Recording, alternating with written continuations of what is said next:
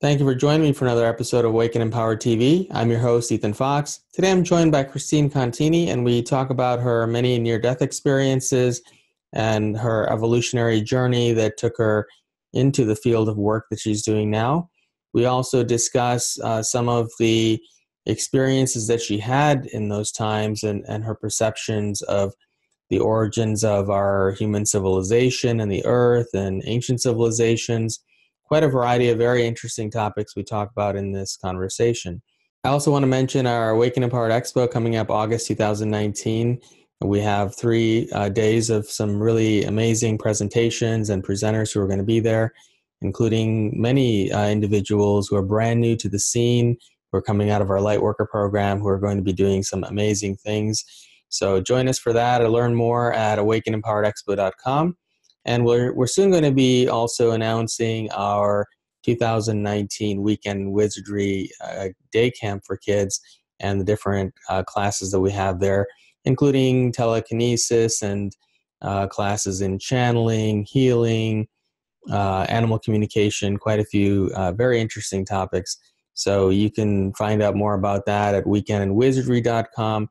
And of course, we do have our Conscious Youth Kids program, which is a free online webinar program. We have lots of amazing teachers teaching kids about quite a variety of interesting topics. So we have some amazing teachers coming up in the lineup, and you can find out about that soon on our Conscious Youth website, which will be launching in the very near future.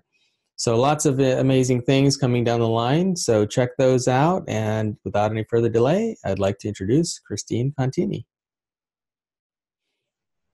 Hi, Christine. Welcome to Awaken Empowered TV. It's a pleasure to have you on the show with me. And we met just a few months ago at ECETI, so it was really nice to meet you in person there, which I don't usually have the opportunity to do. But thank you again for joining me today. And where are you joining from today? I'm in Las Vegas. Okay. And so I'd like to start the show with a bit of your background. I know you live a very fascinating life these days. But what was your life like prior to all of these things? You know, from childhood onward, did you have any significant experiences or even inclinations toward more spiritually oriented interests like you're really immersed in now? What was your former life like? I was raised military Catholic, which was a huge part of my life. Discipline, responsibility, being caring for others, volunteering a lot, giving. So that was the biggest part of my life. I am a mother of 6, and that was another huge part. I worked in financial services and hotel services, so I was always in some kind of service industry. My life didn't really change because I was always interested in anything that was new. I'm science-based. So that part didn't change. The only thing that changed was all the stuff that I thought wasn't real became real.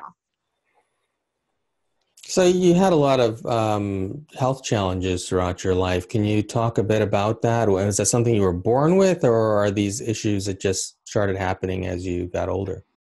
It started at birth. I was born severely jaundiced, nearly died when I was born. And so I never felt as healthy as everyone else around me. I always felt slower, weaker. I didn't have the stamina. I couldn't run as fast. I couldn't do a lot of the physical things. So I did more of the mental stuff. I think that's why I became so creative within my mind, because I couldn't participate in everything the way I wanted to. I started getting severe asthma symptoms around age 7. I gained weight through puberty. So again, I was kind of set off to the side as I wasn't picked first on the teams. So a lot of physical stuff seemed to be a problem for me. And I noticed after I had my first child that I had really severe postpartum depression. And then after my second, nearly suicidal postpartum depression. Fortunately, that military Catholic upbringing taught me that, suicide would be the absolute wrong idea. Suicide was a constant thought, really, throughout my life, that I didn't want to be here, that being dead would be a better place to be. And I don't know if it's just because of the physical ailments or because of some kind of emotional instability. Depression was really strong on my father's side of the family. So there was that we all had to contend with. And and I know at certain points in your life, so you had several near-death experiences. At what point in your life was the first one? After I was finally the healthiest I had ever been in my entire life. Of all things, I went to Lake Tahoe to celebrate that I was actually doing very well. I was up to 10,000 steps a day, which is about 5 miles of walking a day. I was down to a decent, my weight was coming off a little. I was starting to feel like I could do things again. My brain was clearing up again. Because before I got sick with multiple sclerosis, I was, sharp mind. And then to have that taken away with part of my disease was devastating to me. So I'm finally in a place where I feel like, life is good. This is going to be great. And then I had a massive heart attack and died. That was the first death. And what was that like for you to go through that experience? And obviously you're still here. So what was that transition from going through that death experience? Can you give a little bit more detail on that? So the first death experience, I didn't know I was dying. And there was interesting things that led up to it. So we were going on vacation again to go celebrate and back to where we used to live up in Tahoe. And I started having these feelings that this is a bad idea, that I'm going to die, that my family's going to die. I kept thinking maybe we're going to die in a car crash on the way there or something. And that was a lot to work through. And I hadn't even had a death yet. So we're on the trip up in Tahoe. And again, feeling really good. And my husband at the time turns to me and says, if this was your last day on earth, what would you like to do? And we went to the beach where my firstborn took his first steps, and we sat there and we watched the sunset. And then at the end of that, that's when things started happening. That's when I was already having hypoxia, that I didn't know that anything was happening, because I was very relaxed and I was in a really good mental and emotional place. We went back to my in-laws' house and we were playing cards, and the kids started noticing that things were wrong. But I was playing with the kids and all the adults were in another room doing, adult conversations. And I think this is probably why nobody knew what was going on, because I'm laughing and I'm giddy and I'm acting like I'm drunk, which I didn't drink. So that was really interesting to have that experience too. And it just kept getting worse and worse, to the point that when we got back to the hotel room, I started vomiting and I started having stabbing pains across my back, and unbearable pains, really, like the kind where you think, this is not okay. But it never occurred to me I was dying. And fortunately for me, Joseph, who was my husband, he had done research prior to our trip. And I assumed that the research was about his mother, because his mother was older and she wasn't doing well. And he started doing research about heart attacks and strokes. And I don't mean just a little bit of research, a lot, like hours and hours. For 2 weeks, he's researching. And he keeps sharing these details with me. And I'm like, that's fine, great, lovely, wow, I'm glad you know this stuff. But he was so fascinated with it, to a point that it was compulsive. And fortunately for me that he did all that research, because he called the emergency nurse hotline. And when you call them, if you have health insurance, when you call them, they normally say, well, we can't give you any diagnosis over the phone. You just need to make an appointment and go in and see your doctor. Because we've called them for other things with the kids, and that was always the response. But when he called them this time, they said, sir, your wife is having a heart attack. You need to get her to the emergency room right away.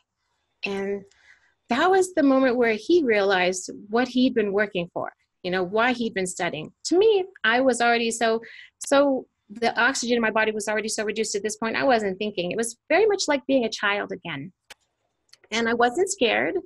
I didn't even care that I had just been sick. I was just, again, still very relaxed and just kind of noticing things that I hadn't noticed before. My vision started to change, where if anyone's ever had this experience, it's something you can't forget. And it is kind of hard to describe. But I started to be able to see cells.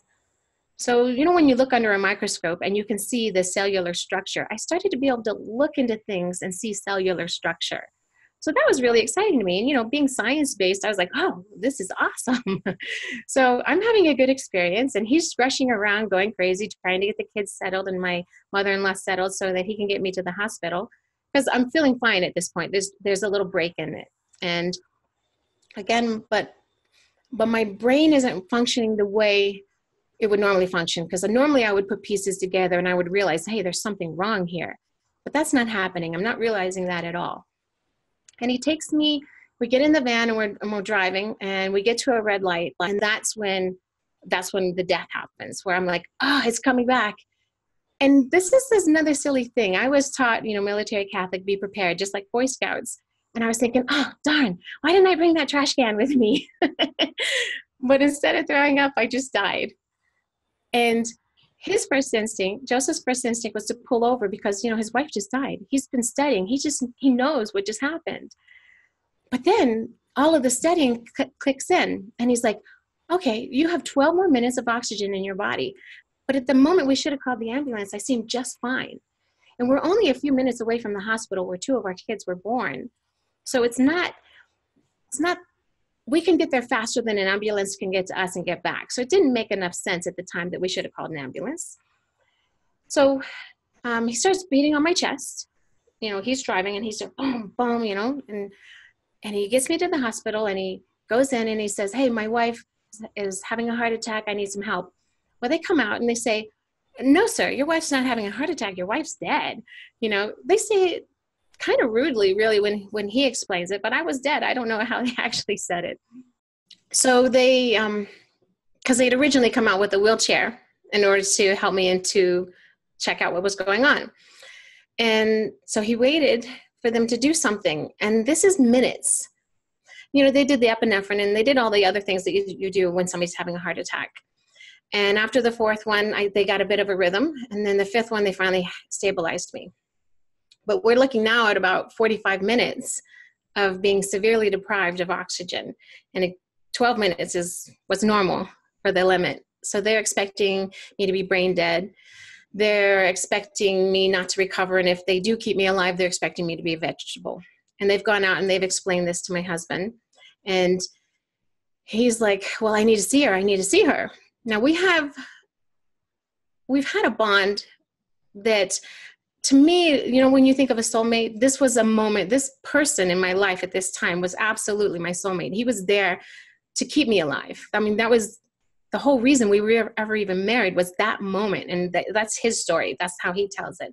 Was the reason he married me was because he had this desire to keep me alive, which is strange, again, because who thinks of that? We've already been married for years. And he comes back, and they're going really slow and doing the checklist because, again, they think that I'm brain dead. And I'm non-responsive, completely non-responsive. And he comes over and he takes my hands and he holds them to his chest and he says, Christine, if you don't let them know that you're in there, they're not going to do anything for you. And in that moment, while he's holding my hands, concentrating, I open my eyes and I try to talk. This is the first thing I've done in all of this time. This is the first activity they've seen. And the pilot looks at the doctor and says, I thought you said, and the doctor's like, I know. And then they're like, go, go, go. And then the whole room just comes alive. They kick them out and they get me on the chopper and they flight lift me down to a cardiac care center that's just brand new opened in Carson, which is down the hill, because they didn't have anything to help me up there. It turns out, timing and preparedness, this is how I look at life. It turns out that they have the best specialists in the world in that hospital this week training for certain cardiac machines and other things that are going on. So I had one of the best surgeons in the world go in, check me out, put a stent in my heart, and get me back on track. Again, they still think that I'm going to be brain dead. They're not letting my family come in and see me. They're having my husband watch videos about, how to take care of somebody who's in this condition. And he's like, no, it's not going to be like that. He doesn't for a moment. And I know I've watched other people do that, and I've always been kind of sad, like, they just can't admit the truth. But all along, he's never once said, no, that she's not going to be okay. He's been praying the entire time that he wants me to be alive, well, and healed. Now, this is a critical cardiac care center. It's been open for almost a month, and every day people die in this center. And the 5 days that I was there, no one died. And the nurses attribute to his prayer, which is, because at first he felt selfish then when he realized he was just praying for me. So he started praying for everyone, alive, well, and healed. So now this whole new energy stream, which I never would have understood it prior to learning about energy, because before my death, I'd never even heard of such a thing, that it was, you hear stories. I was always told this was fantasy. What I live today was not real to me before I died. So when I came to finally, they kept me under a medical coma because I'd aspirated. So they were trying to give my lungs some time to heal. And again, they didn't think I was going to come out. But I started banging around trying to get out of this coma. And I can remember fighting to get out from underneath this medical coma, which I think is very interesting too, because you talk to people and they don't remember that they did this. But I kept busting out of it, opening my eyes, and then the weight of it would push me back down. I understand the doctors had a reason for it, but I also wonder if there's some kind of compromise that we can start to work with as we teach the doctors that there's so much more going on. And so when people say, talk to somebody who's in a coma, oh my gosh, absolutely talk to them. And they kept telling me, Christine, you're okay, you had a heart attack. Again, never occurred to me that that was real. And if they hadn't told me I was okay, I would have been panicking because I couldn't move. I couldn't keep my eyes open. I couldn't speak. I had a tube in my throat. I was intubated. That was critical that they kept telling me, you're okay. Because that would make me relax. Okay, I'm not what I want to be, but my family's here and they're telling me I'm okay and I trust my family. So to me, that was a really critical part of the whole process. And then finally, they decided to let me out of the medical coma because I was banging around. I was moving my hands. They had to strap me down because I was about to pull out my IV. And the doctors just say, this is really, it's not the kind of thing that normally happens. They don't normally have to fight with people to keep them under a medical coma because there's not life there. They didn't expect any of this. Once they took the tube out and I was sitting up, one of the nurses walked in, and I just barely started studying the concept of Reiki prior to this happening because I just started looking at energy as using a pendulum to read chakras to try to see why I was not well. And that was part of my process of healing from multiple sclerosis. But I didn't fully understand any of it yet. I couldn't have explained it to anyone. I just had like this connection to it and could do stuff that I didn't even know what I was doing. And one of the nurses walked in and she was a Reiki master. And she said, and it was like this, it was really experienced like this, ba, ba, ba, ba, ba, ba, ba, ba, ba, ba, ba. And I was like, what? And she's like, ba, ba. And I was like, okay, throat chakra, blue. And I was already, again, falling out of consciousness because of the exhaustion and everything that I'd been through. And I couldn't stay awake no matter how much I tried. And all I could say, okay, blue, she said, throat chakra. And then I couldn't remember any of the words she said, but I started focusing on the color blue. And then at that moment, an American Indian just showed up in my view. And I mean, it was such a welcome feeling to see him. And it was like he reached down out of this just opening in the sky, and he reached down into my body. And as he did so, I could hear my brain translated what was going on into words. And he said, we're so glad you made it. We've been waiting for you. And then he pulled my energy out of my body, but he didn't take my consciousness with him. And that's, again, started another panic. I was like, wait, that's me. You can't take me. And so I started running after him in this weird way that I didn't understand before. But as I was writing the book, I started to understand because I learned so much between the time that I had the experience and the time that I wrote the book. I could then explain it in words. And it was, well, I put all of that in the book, so it's probably better to leave that for people to read and have and understand deeper what it is that was going on the energetic level. But the important part was that he was taking my etheric template and working on it. Because again, I was not supposed to mend. I was supposed to be a vegetable. So he was going in and fixing things that were broken in my system. And within hours, I was able to stand up and walk and have no problem, no pain, my brain was working fine, which again, hypoxia, no oxygen to your brain that long. You just don't do these things. It was very unreal that this was happening. So in this process, so you described what it was like on the external and the physical. So what was actually taking place as you left this body or were making that transition to almost dying? What was your experience of that? So the death process, I didn't allow myself to see that at first, and I couldn't understand why. And I even came back and talked to people. I mean, I was frantic afterwards because I couldn't understand, why am I blocking this? I know something happened, but I'm not able to see it. And I started a journey prior to learning what had happened. I started a journey of meeting other people who were in the wellness industry, an industry I didn't even know existed. I talked to Wiccans, and I talked to Reiki masters and theta healers and all types of people that were out there doing this stuff. And they said, when you're ready, you'll be able to see it. And then one day I went home and I said, okay, I'm ready.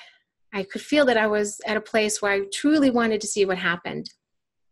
And what I realized why it was blocked to me is because my belief of what would happen and the reality of what happened were two different things. And so when we think of the veil, how it keeps us from seeing things, it's not always that, it's not like there's some master mystery person that says, oh no, you can't see this. The veil is controlled by us.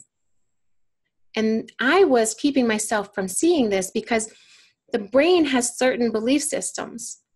And the reality being in conflict with my belief systems can shatter the reality as we know it. So until I had talked to these other people and gotten to a good place with what had happened to me, and until I had worked on some other mental and emotional issues, I wasn't in a good place to really look at the truth of what had happened. So I sat down one day and I said, okay, I'm ready. And I meditated. And it was like, oh, I'm back there. Okay, I can feel the pain of what it feels like. Okay, now the pain's gone. And so you've heard the story up to that point. And then it was suddenly, I was in this gray, dark area. And it was very much like what I would assume sonar looks like, where I send out a signal and it comes back to me and I can see sort of shapes, but I can't see anything yet.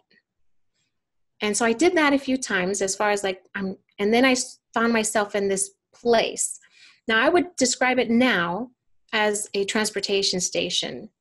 There was lots of people, but in that moment, I didn't feel it as a good place to be. In that moment of death, I was anxious and I was like, I've got to get somewhere. I could feel this urge that I had to be somewhere and that I wanted to be there. And it was so important to get there that everything else around me, I kind of just let it go. But when I look back at it and you allow yourself to see all the details, there was a lot of different things in that transportation station other than just humans, which is partially why I believe I blocked it out, because I hadn't gotten to the place in my life where I believed that extraterrestrials were really talking to us. That's a fantasy. That's what movies are for. We haven't found other life. It doesn't exist to us yet. So looking at that transportation station and seeing a lot of things that were not human bodies was very difficult for my brain to handle at first. So it did take me quite a while to fully embrace what I had seen, 7-8 foot tall beings walking around that have these great big dinosaur shaped heads. That was a strange thing to see. And so again, I didn't let myself see all of the details until later. But in the moment of death, I'm rushing, trying to find this place where I belong. And it's very much like Disneyland, where there's a ride and you have to find the ride that you belong on. That's how it was in my experience. And I got in this car and I start on the track and the track starts moving. And then it jolts. And I'm like, oh, wait, is it going to break? No, it has to go. I have to get where I'm going. And then it goes again and it jolts again. Now, when I look back, I realized this was when they were shocking my heart. This is when they were trying to revive me. And I'm like, no, stop. I'm not wanting whatever's going on to happen. I'm like, I've got to get there. And then the cart goes, it starts off like this. And then suddenly, and I'm flying through air. The cart and all the mental picture of what was happening fell away. And I'm just going through air. And again, now knowing what I know, I would believe I'm in wormholes because I'm going to these rings and then and I feel like I'm not moving at all until I get to one of the rings. And when I hit the ring and it turns me, then I can feel that I am moving. But when on a straightaway, I don't feel like I'm moving at all. But in any of the turns and going through the rings, I could feel movement. And I reached one point where so I was like this, shooting up into the air, but then the perspective changed to, even though I'm flying this way. And then I came to a tunnel, and I don't see stars anymore, and I'm into this tunnel, and it reminded me very much of what I would think a well would be. There's rock, there's wetness, and again, this is my perception. My brain's trying to make sense of what I'm actually seeing. I can't say that I was actually in a rock tunnel and that it was wet. I would most likely say that is not correct at all. But my brain can only understand so much because it can only work with what it has. So I'm going through this tunnel, and I'm getting more and more excited because I know I'm almost there. Where I'm supposed to be, I'm almost there. Now, I didn't have any conscious thought of what that meant. But what happened next is people started grabbing me, and more panic. Like, no, stop, don't stop me. I'm almost there. How? No, because I could feel them pulling on me, and it felt like they were slowing me down. And it wasn't scary. It was just, stop, because you're going to keep me from where I'm trying to get. And then I arrived on this platform, and I came on, and it's kind of like you come out and you're like, oh, okay, I'm here. I look around. I don't see anything. Now I'm relieved because they didn't slow me down, and I know I'm where I'm supposed to get. But I'm kind of confused because I'm thinking, okay, where's what I'm looking for? Because I don't know what it is I'm looking for. I just know I'm looking for it. And I'm looking around, and it's just white. And then it turns to like a pale blue, like you would think of a very beautiful sky over the ocean, just pale blue, very clear. But I know it's not air.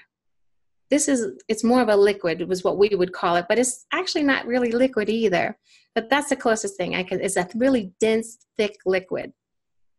And the platform under my feet turns into more like a dock too, because when I'm looking at the sky, I'm thinking, oh, this is like a seascape.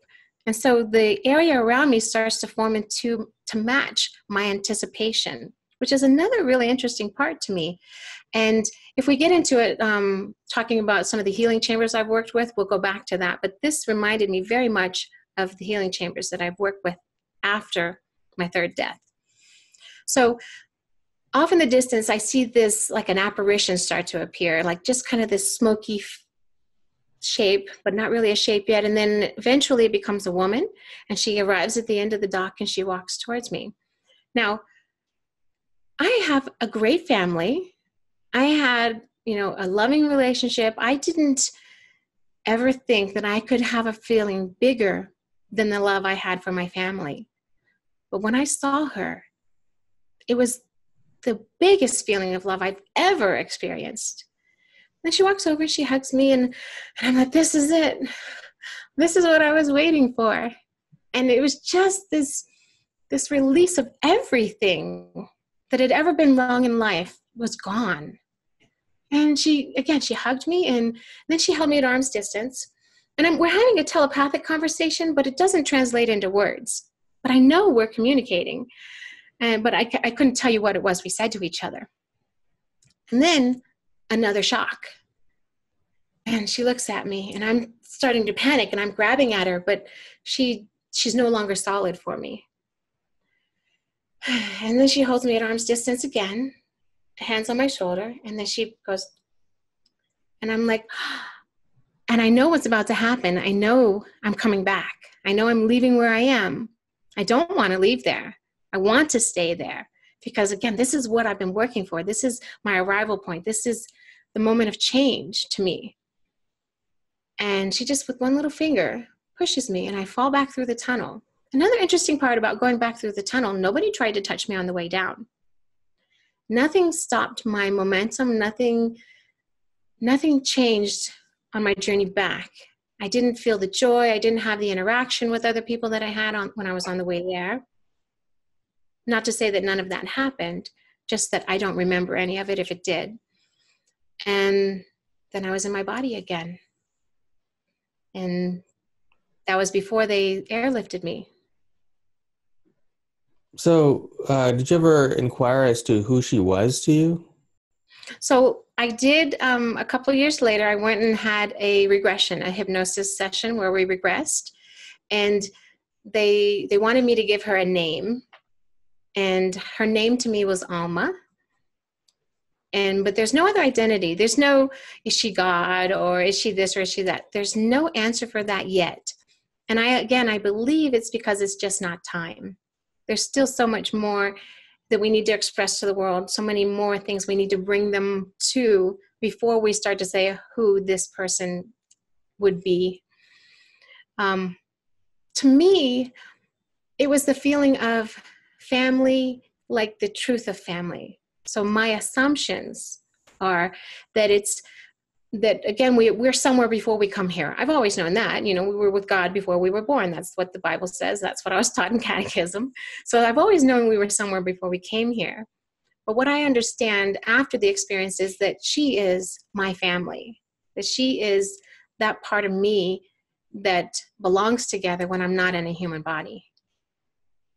Whether you want to call it God or Mary or, there's lots of different names people give it. But for me, the name that she spoke to me when I asked her was Alma. And I did look it up at the time. I don't remember the translation of Alma anymore, but it was interesting to see the translation of what the name means. And how did she appear to you? Did she appear like human or extraterrestrial or? She appeared human. She had long dark hair. She was wearing, really the kind of gown that you would expect Mary to wear when you see her in the manger and all of those images. It was really that type of gown, just a straight gown with a smock over it. The colors were blues and greens, grayish blues and greens. It was very casual. I mean, there was no harps, there was no music, there was none of the, again, I expected to go meet St. Peter at the gate, and I expected to have, and I wonder if maybe I just didn't do that because I wasn't going to actually die.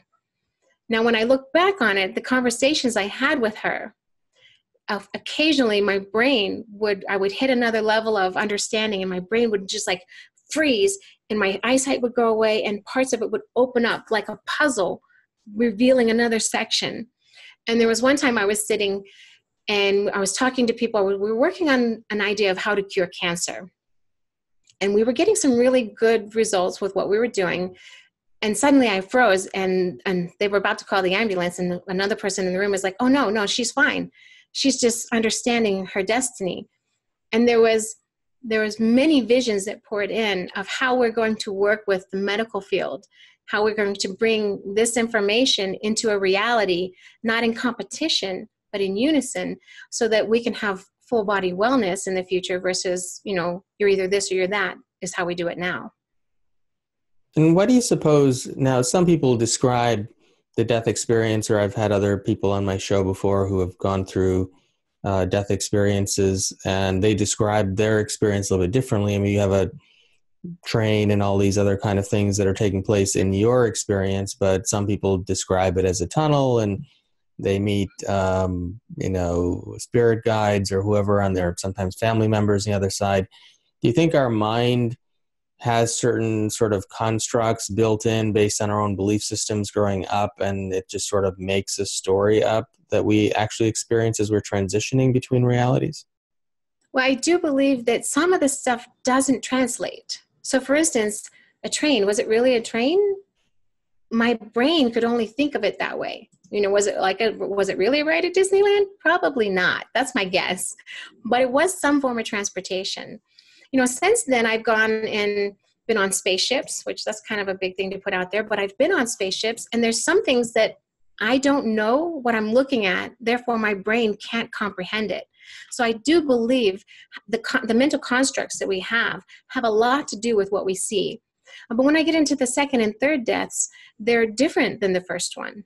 So some of these other parts will match up with some of the other deaths that you've heard of.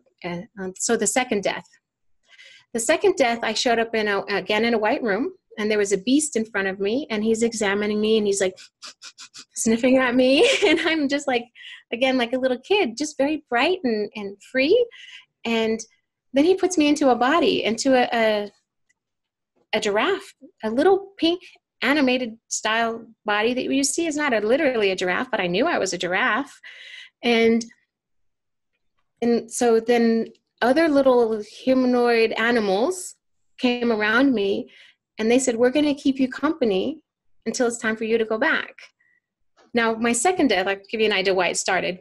After the first death experience, I had a lot of arrhythmias, and I kept ending up in the emergency room with these arrhythmias. And we did call the ambulances on those.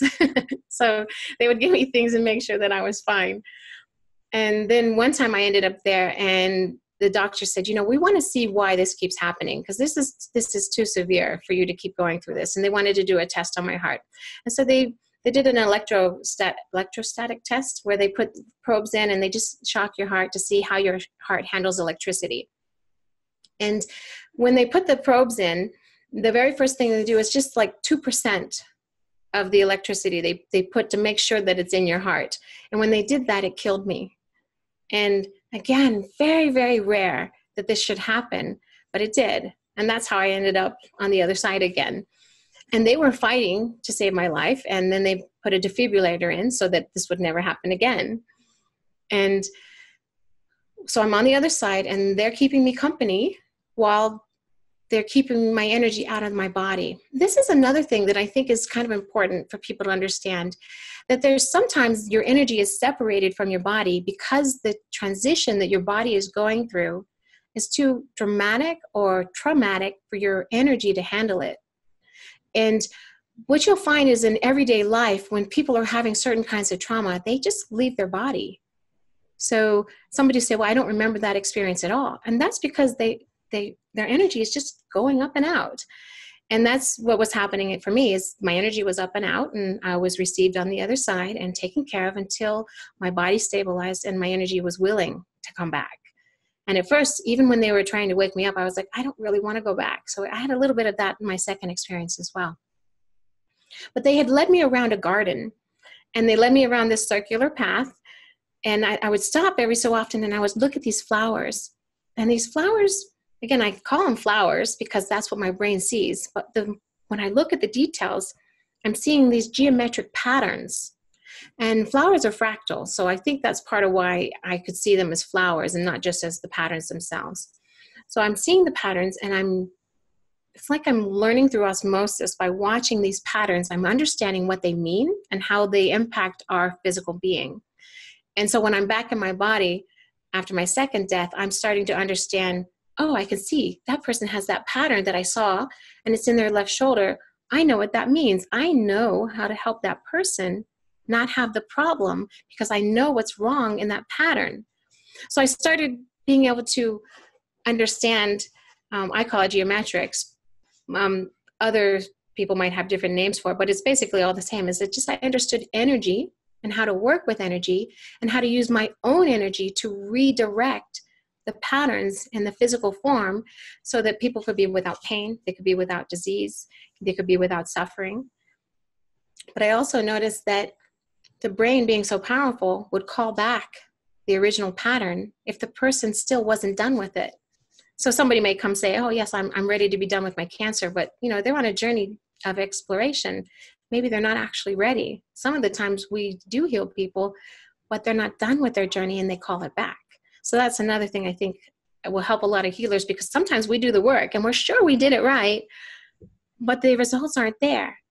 And it's not always up to us to create the change. Sometimes there's a higher calling and that person needs that for their journey. So that was the second death.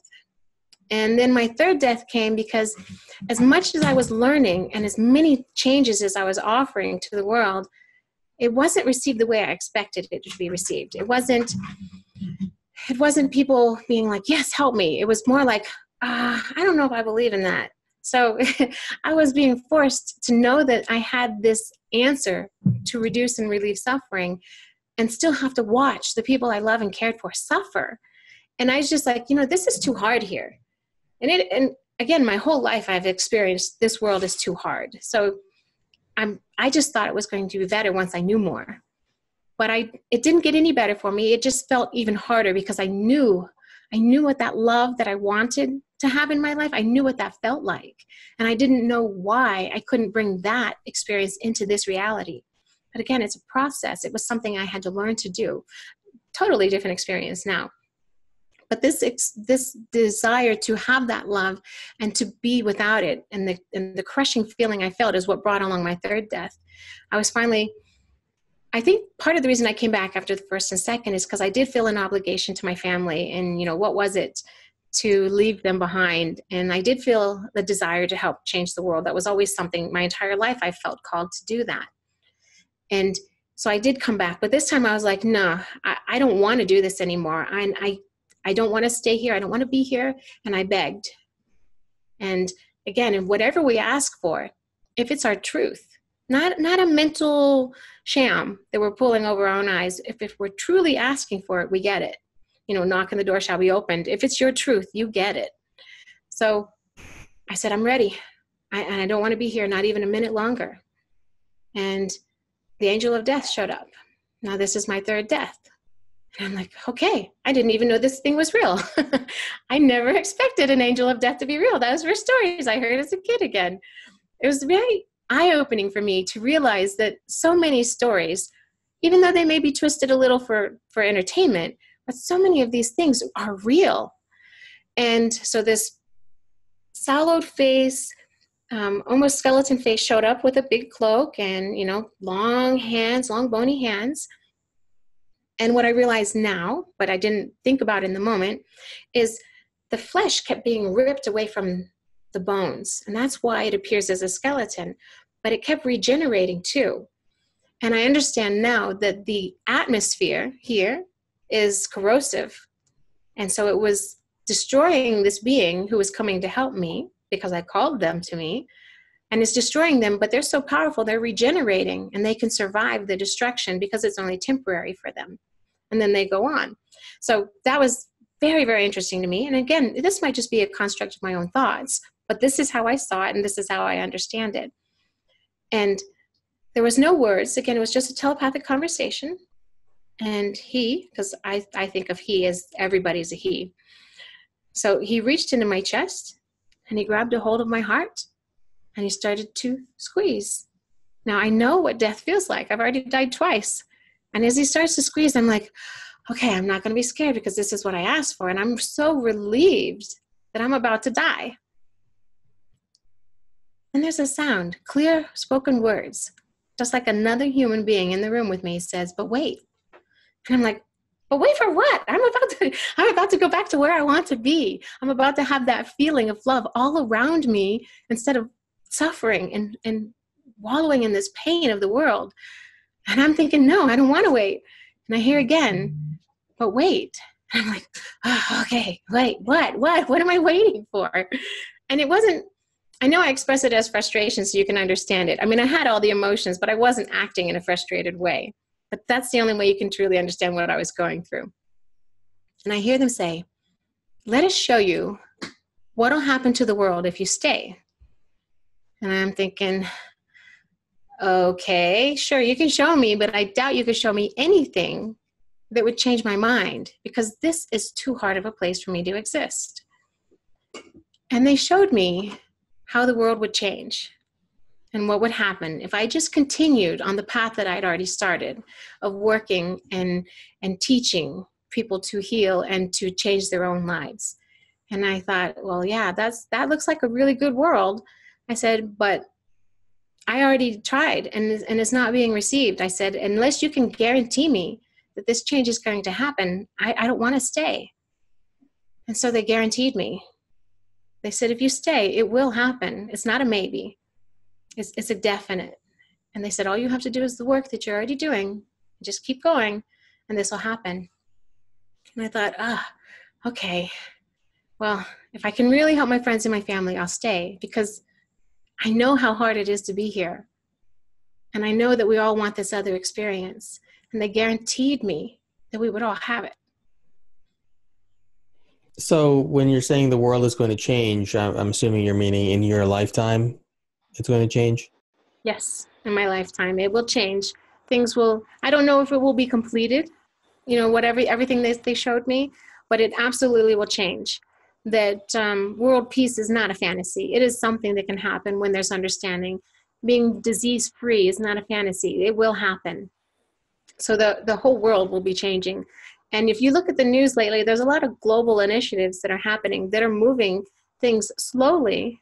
But the more of us that are coming on board and the more of us that are working in the same direction, the faster it will go. So it wasn't enough for them just to let me stay, because they knew what would happen, which was what had already happened the other 2 times, which is that I would get to this point where the weight was too much. So they had to do something to make sure I wouldn't forget that I actually want to be here. And so they made me beg for hours while the angel of death is squeezing my heart. And I'm in pain, and they're making me beg to stay, because that was the only way I would remember that I want to stay. And it was quite a challenge to stay even with all of that. And now it's easy, but it did take a whole lot of work, a whole lot of self-healing for me to get to a place where I now feel the same love that I could feel before, that I can have that in any moment that I choose, that I can be free of the heavy weight and the burden and the feelings that make me not want to be here. And each time I help somebody else reach that level of growth and change in their own lives, it just, again, supports and makes it easier for me to stay. And when was this last death? That was, I don't have the date written down. The first one, yeah. it was less than a year. My 3 deaths were within a year of each other. Oh, and my first death was in, I think, September of 2007. It's either 2007 or 2008. I always have to look at those things because time doesn't really matter. You know how that goes. Once you realize time isn't real, it's really hard to keep dates in your head. So it's been a little while since the last one. Yes, it has. Mm-hmm. And since, let's see, 8, 9, probably 10 years. I would say 10 years. And are you done dying now, or is? Yes. And actually, just the other, probably 4 months ago, I'd kind of gotten lazy with some of my things that keep my body healthy. And I realized that I was going down one of those paths again. And the first thing I heard in my head was, oh, you won't survive another death. You better get back on track. So it isn't something I'll be repeating until it's the final death, I believe. And why do you suppose you had to go through so many death experiences? And I mean, I know a lot of people of your mindset and consciousness, because I'm surrounded by a lot of people like that these days, don't really resonate very well with this reality and the density of this world and the state of things at the moment. And many of them don't want to be here. So you're not that unusual in that case, but why did you have to go through all those deaths to get to where you are? Actually, that's a really good question. I'm glad you asked that. There was a process through the deaths where I would get a separation from the density of what it feels like to be here. And I could feel what ascension is. And without those 3 deaths, I wouldn't have that deep connection to the feeling of ascension. And the thing is, ascension doesn't exist here currently.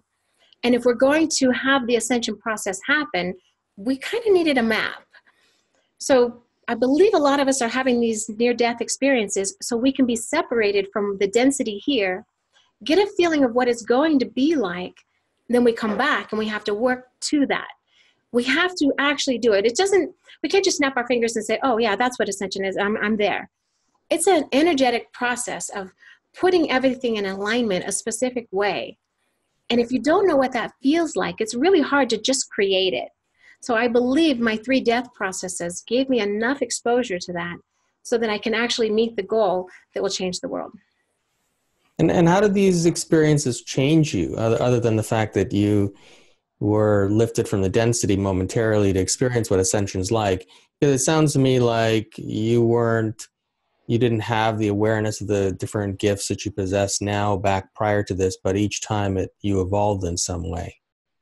Right. So as a kid, when I would show these gifts, because we all have them, we're actually all born with all of these connections, I would do something and somebody would say, oh, you're so creative. You have such a good imagination. So I would start to shut down certain things.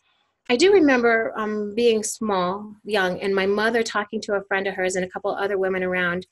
And I walked over to a lady, And I put my hand on her leg, and she looked at me like, yes, yes. And I said, why are you crying? And she was suddenly very embarrassed. And she looked around and she said, I'm not crying, I'm laughing. And I realized that she was. Her and my mom and the other ladies, they were laughing and having a good time. But I was going below the surface. I was connecting to her heart, and she was weeping on the inside. But it was that moment that I shut down a part of myself because I was thoroughly embarrassed. And I thought, oh, I'm never doing that again. So that happens to a lot of us, where something will make us believe that what we're doing is wrong or unappreciated or not healthy. So we close down these parts of ourselves, which is, again, shutting down our ability to fully ascend into our bodies.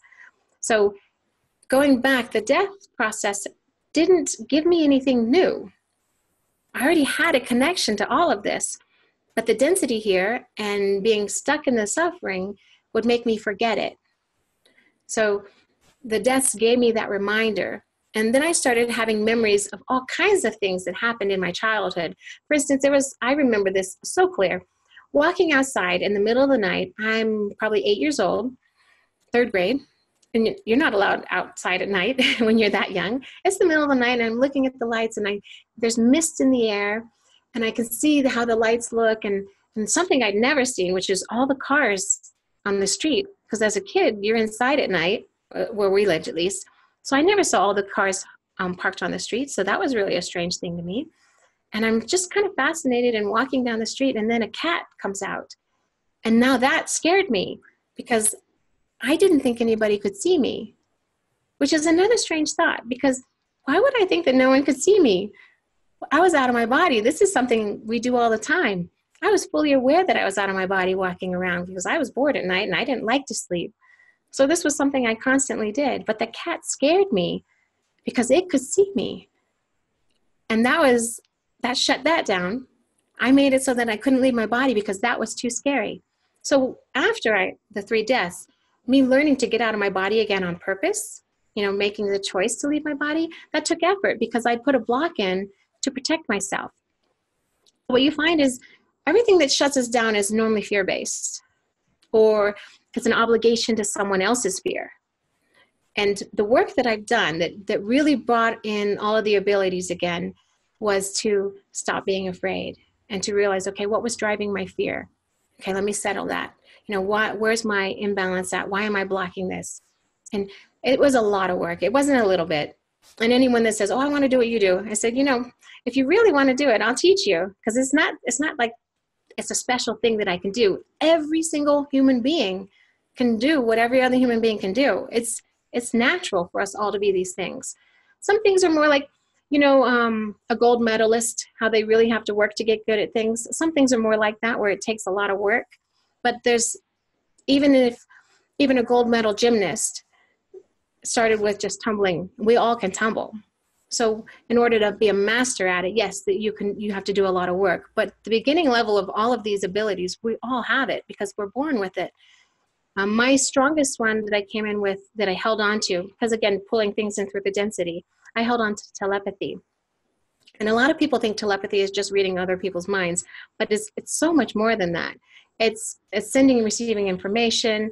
I can adjust the strength of your own energetic system telepathically.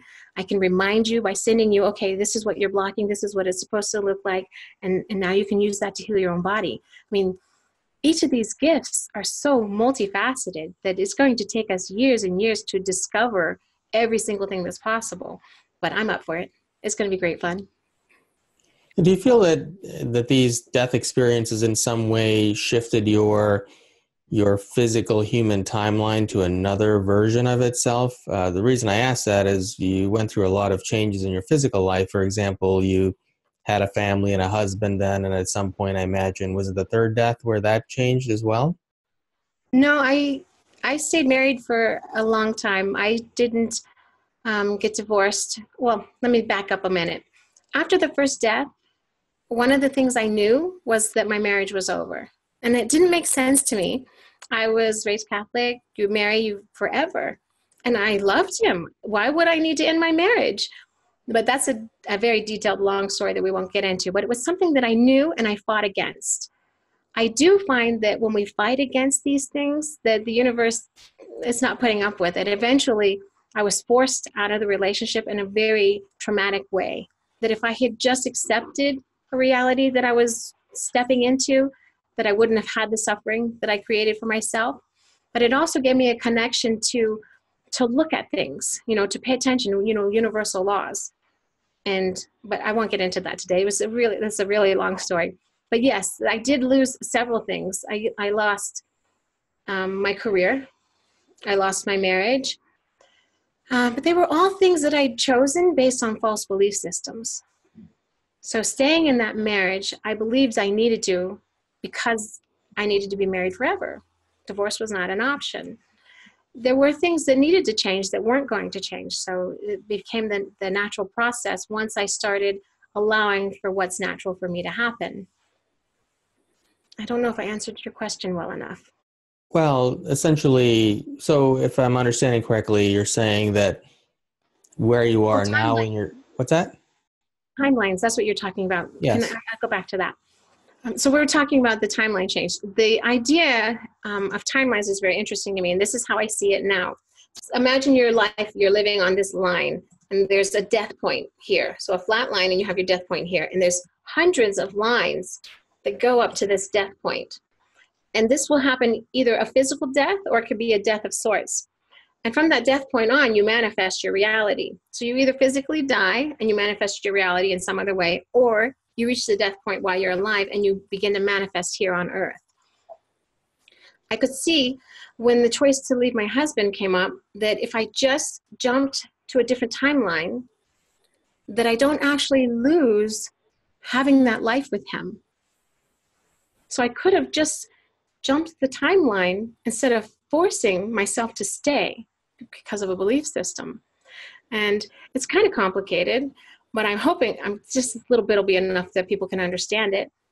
And so on my final death, I learned that I could then start to manifest a new reality.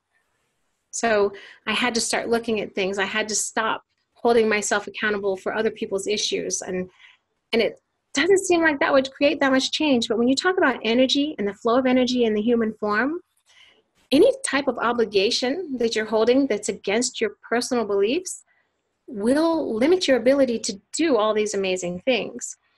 So now I can say, oh, I'm done with this experience and I want to jump to a different timeline and experience it differently. And if I ever miss an experience, I can just feel that other timeline. You don't lose anything. Everything continues to exist. You're just consciously aware of which timeline you're on because it's your choice. And it's not like I can just say, oh, I want to jump, I'm done. No, it has to align with the truth of who you are. So I can't just get frustrated one day and say, oh, I don't want anything to do with this. Give me where I'm on the beach and I'm in the sand and I'm drinking martinis, whatever. It doesn't work that way.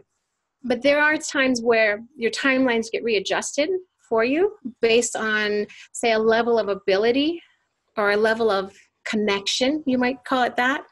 For instance, when I was pregnant with my daughter, Sarah, who's my youngest, and this happened after my deaths, I was told not to have her, that I should abort her because either her or I were going to die, and that it was very likely that it could be both of us. And my dad had called me, and my dad was always a big moral compass for me growing up. And he called me and he said, I know I raised you to believe that abortion is wrong, but in this choice, you need to make your choice. And it was just such a beautiful moment when he did this, because he thought he was giving me permission to choose an abortion so that I would survive. Because my family was really, they'd already lost me. They already knew what that felt like. They didn't want to do it again. And what he actually gave me was permission to choose me. And I could not, with any good conscience, go into a hospital and do that. I just couldn't bring myself to even imagine the moment. And so, and I don't have anything against other people's opinions of it or what they want to do. I'm perfectly fine with other people doing whatever they need to do. This is me being my truth for who I am. And killing something, I don't even kill bugs, guys. So if I have to personally kill something, it's probably not going to happen.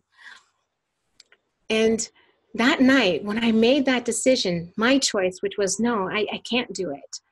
And my husband came home and he said, because he'd been he'd been trying to convince me to do it. And he came home that same day that I came to this conclusion. And he said, I need to tell you this. I need you to know that it's okay for you to make your decision, even if that means you're going to die. And so all of these pieces aligned in that moment, and reality was ready to change. And it was a really strange experience. And again, it sounds like a fantasy, but this really happened. That night, my whole house was put to sleep. Nobody could move for hours. And I had a blank wall behind my bed, and the wall opened up, and all of these family members just came pouring in. All of my ancestry was just suddenly in this house with me, and they were tearing apart all of these gold strings. They were ripping them down and putting them in different places. And the way it was explained to me is they were resetting all of my timelines, because I had managed to do what was unexpected. I had chosen the truth of who I am with everything I was, and it was worth giving my life for. And that opened so many energetic blocks in my body that my entire timeline system was altered. But it was interesting, again, that they came into my room and they did it all right in front of me. So I was fully aware of what was happening. And then when they were done, suddenly the house was awake again, and people started coming in and saying, are you okay? I was asleep and I couldn't wake myself up. And because they were still used to checking on me, and everybody was still worrying about me at that time. So that was one of those big experiences. I've had hundreds and hundreds of big experiences. And I don't think it's not because I'm special or different or unique. It's because I did the work. This is who we are. We are these amazing big experiences. And it just takes doing the work and staying in touch with who you are and staying connected to everything, instead of, I'll just tolerate this and, this person today, or I'll just put up with what's going on, or, I don't really like it, but I'm just going to be part of it anyway. All of those things are what's breaking us. Being in your truth, the full expression of yourself in every moment, that's what's healing us. So that's, I think I'm off track.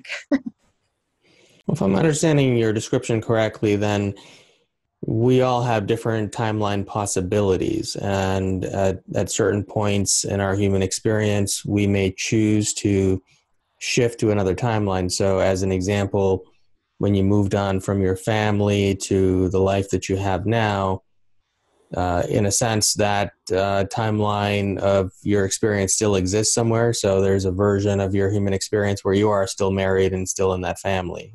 Is that correct? Yes. Okay.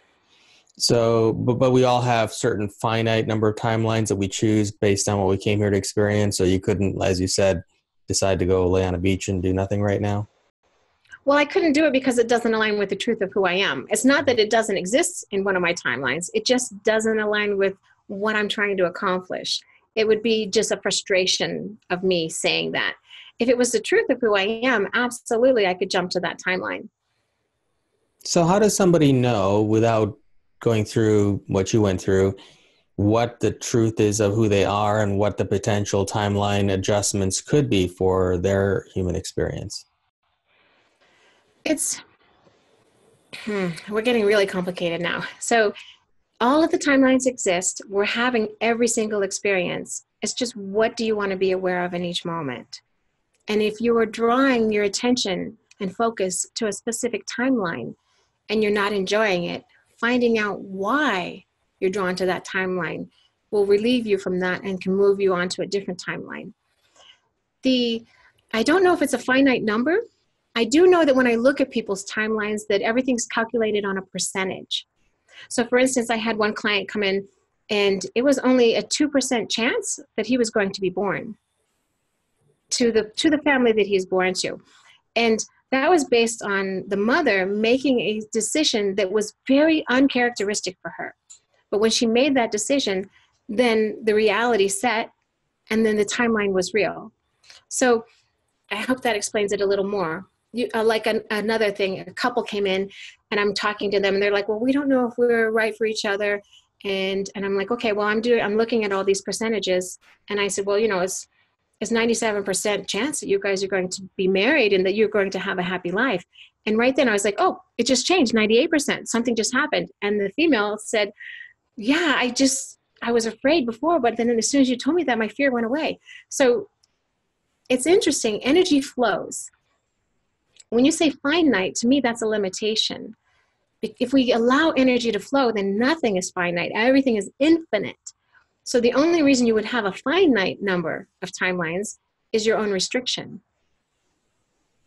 If somebody finds themselves in, let's say, a relationship or a marriage or even a particular direction in their life, which is quite common these days, people are very unhappy in their life situations or relationships or financial situations. Does that mean that they are on a timeline that's inappropriate to their full expression or something else?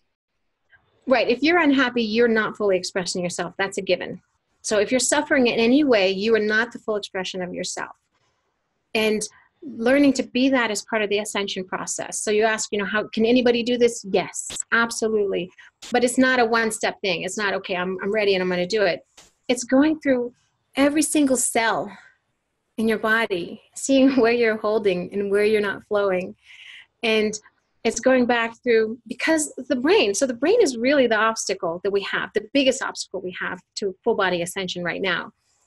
If somebody thinks a problem, the problem exists. Now, it's not the same as I can just say, oh, you're my problem. I don't want to think about you anymore. You don't exist.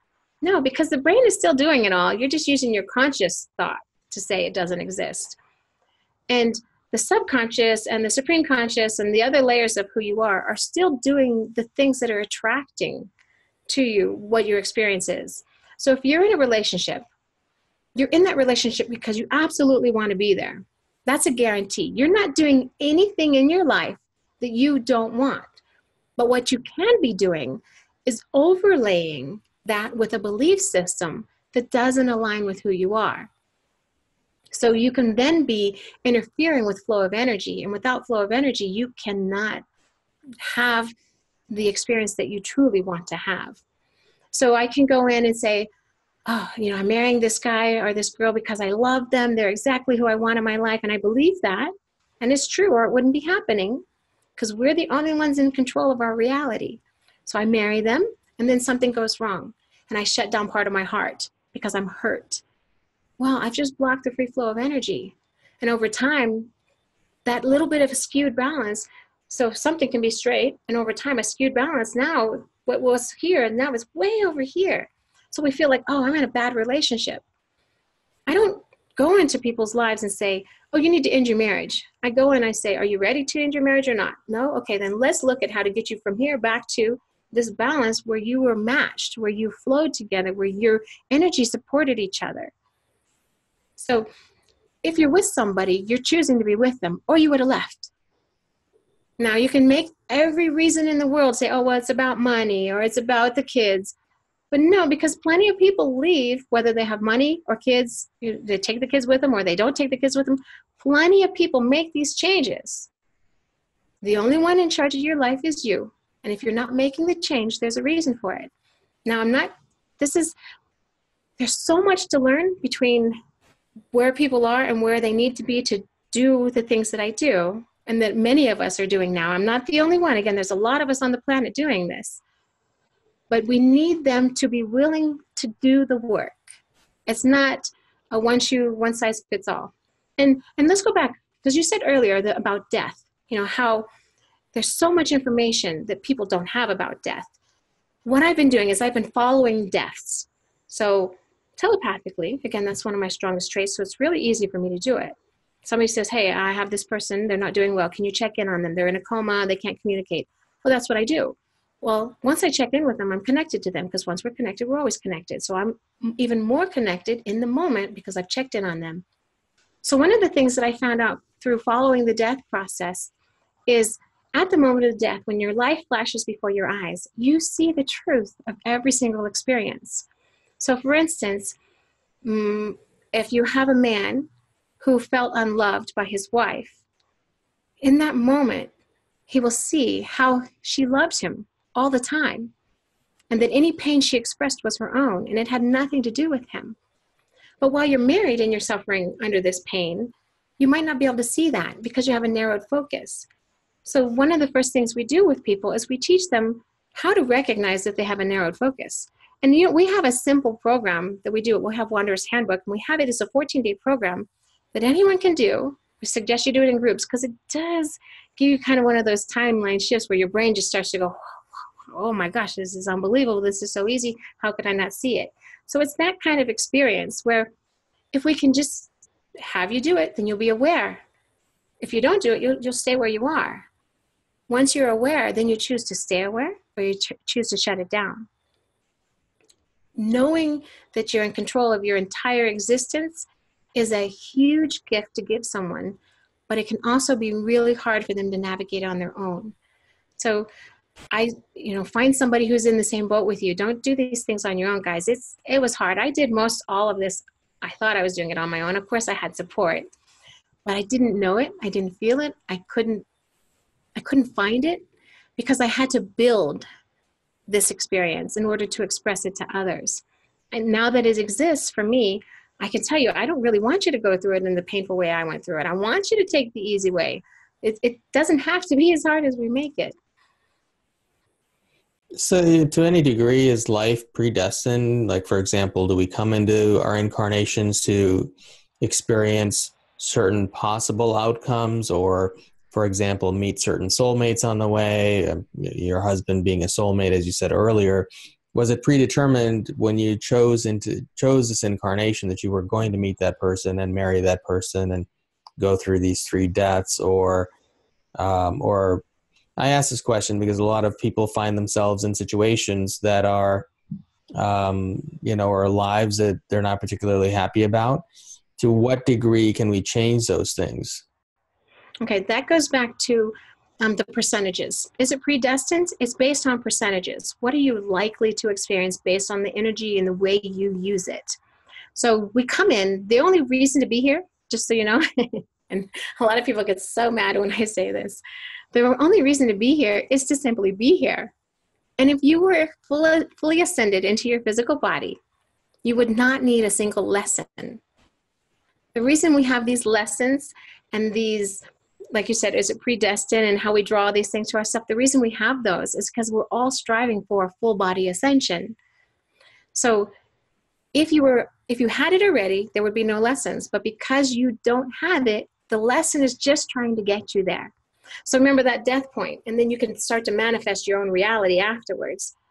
Well, we can bring you to that death point without a physical death. We can help you learn how to get to that point where everything that is blocking you from being the full expression of yourself falls away, which is a type of death. And then you can start to manifest. Like you said, people want to have a different experience. They want to be joyful. They think they do. But isn't it their stubborn belief that's keeping them where they are? And isn't it their resentment that's keeping them where they are? And again, guys, don't get your feelings hurt by this. I know I'm very light about it, but if you don't look at it this way, then you're going to stay stuck. It really is choice. And again, the only reason to be here is to be here. Everything else is what we're manifesting because we're not the full expression of ourselves in every moment. So you've been working with a lot of people over the years and doing some studies on different things too. Is it primarily with relation to health issues like cancer and such, or have you been working on other things like, say, somebody is in poverty or struggling financially or improving relationships? Can you talk a bit about that? Well, the studies we did were primarily to see if people could actually have abilities. That was what the studies were for. We did start with people with disease because that's how I started. So we did our first one based on the idea that somebody is unwell in some way. It did not have to be a physical disease. It could be a mental, emotional, or a financial disease. So somebody who lost money every time they turned around, or somebody who broke phones. So one of our first studies, somebody who broke phones was in it, and every couple of months they had to replace their phones, constantly breaking them. But once they went through the process of learning how they're using their energy, it stopped. We had another person whose hands were shut like this. Their disease kept their hands closed like this, and they've been like this for years and years and years. By the end of the first study, they could open their hands. I mean, the information applies to all things. It doesn't have to be specifically said, okay, well, you have cancer, we have to do it this way. Originally, I thought I needed to find a disease and cure a disease. But once I started down that journey, I realized, oh no, this information is for everything. And then that's how we do it now. There's another thing in your question. I lost what I wanted to say though. You asked, the study. So another thing that we've done with the information is we've been applying it to the medical field. And we can take, if we get somebody before they go in for a surgery or an operation, we can teach them the techniques themselves. But if we get somebody who's about to have, something and they didn't know this was even possible, then we actually hold the energy and do the techniques for them while they go through their process. And we've been able to show that through a surgery, somebody who is assisted or who has already learned how to do it themselves, they will have a faster recovery and less traumatic experience if they know certain things prior to having the surgery, or they have somebody working with them who knows these things. They will have less pain. And so through recovery, so one of the ones we worked with was rotator cuffs. And we did several checking to see what makes a difference and what makes it easier. And if anyone who's ever had a rotator cuff surgery or knows anyone has, it's one of the most painful surgeries with one of the hardest recoveries. So we can go in and we can show them with their own thoughts how they're creating the physical pain. And we can have them, reduce that thought, think backwards. We have contemplation techniques and other exercises that they can use to move backwards from that thought. And the pain diminishes the closer they get to being before the painful thought existed. And again, this works in everything. When we get to cancer, again, anytime something has manifested longer, there's so many more layers that we have to undo. So somebody with cancer, we could come in and in a moment they could have a near-death experience and they could be cancer-free. Absolutely, because they don't call back all of their behaviors that keep their energy blocked. We've been able to keep people alive longer because we can show them how to keep opening the flow of energy. And they've been able to have a quality of life, even if they couldn't completely reverse their own, for cancer, for instance. We've had people that walked away and have not come back and said, my cancer's back. It is possible, but it is work. It's no different than you go to make dinner. Dinner just doesn't make itself. You got to chop, you got to cut, you got to steam, you got to mash, you got all kinds of things to do to get to this place. And this is no different. Have you ever had anybody with a severe financial situation? For example, somebody who's constantly struggling financially, maybe lives in their car because they can't afford a place to live and can't seem to get out of that. Is that ever because they chose that type of incarnation to experience that and to grow in some way through that? Or can even a situation like that be shifted in every case? Every case can be shifted if the person is willing to do the work. But what normally happens in these situations is they have a belief system that's keeping them trapped there. So for instance, if somebody believes competition is something that they can't handle, or confrontation is something they can't handle, those are two big beliefs that will keep somebody financially down. They don't even have to have that in their financial world, but if they live their lives, because if it's in one part of your life, it's in all parts of your life. And the fear of competition is huge when it comes to somebody not making money, because they will believe, I can't. The fear of loss, that's another fear that will keep somebody in a financial situation that they believe they can't get out of. And it doesn't matter what I do to you, how much I teach you, if you keep insisting that that is true, that what you're fighting for, what your belief is, that if you insist that it's true, then you get to keep it. If you argue for your limitations, they're yours. But if you stop arguing with me and you start learning that your limitation is self-created, then you can start to unfold the layers of what you've done to yourself to keep yourself trapped. And I'm not saying it's easy. Getting out of multiple sclerosis was not easy for me. But it is possible.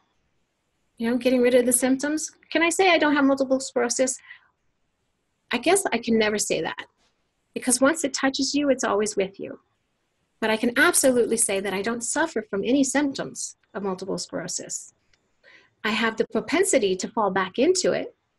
So if I were to bring back some of my old beliefs, not good enough. That's another another huge belief system that has to be tackled before we'll have world peace, before we'll have everyone living a good life. Because if I'm not good enough, then I can't have anything. You know, MS, one of the biggest belief systems that destroys people for MS, and I've talked to hundreds and hundreds of people, they all carry that belief, not good enough. But not everybody that carries that belief gets MS. So we start looking at the puzzle pieces. How does this fit together? What puzzle pieces will give you MS versus what puzzle pieces will give you cancer? You know, anger, you're more likely to get cancer than MS. But you started with the same puzzle piece, not good enough. So it's a lot of complicated patterns, but once you understand the patterns, they can be undone. You said you're telepathic. Is that something that's always there now, or does it come and go?